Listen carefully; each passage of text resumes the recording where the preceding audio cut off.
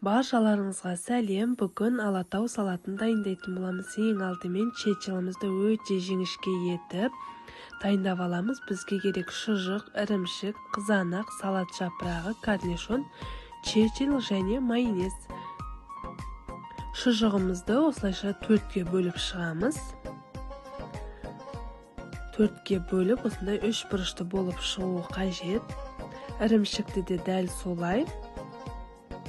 Ортасынан бір бөліп, үш бұрышты етіп осылай дайындап аламыз. Қызанағымызды бірнеше бөліктерге бөліп, оны да үш бұрышты болып шығатындай осылай турап шығатын боламыз. Корнишонның барлығын салып,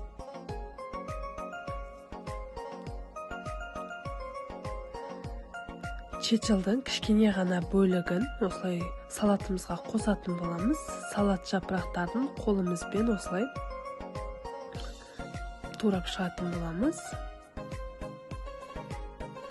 Барлығын салғаннан соң керек мөлшерде майонезімізді қосып, салатымызды жақсылап араластырып дайындаймыз. Тұз салудың қажеті жоқ.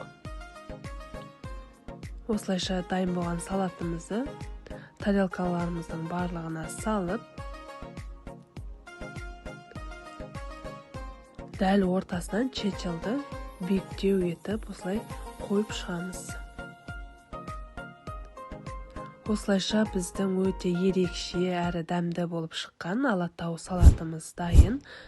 Достар, менің каналыма тіркелмеген болсаңыз тіркеліп, лайк басып, өз пікіріңізді қалдыруды ұмытпаңыз.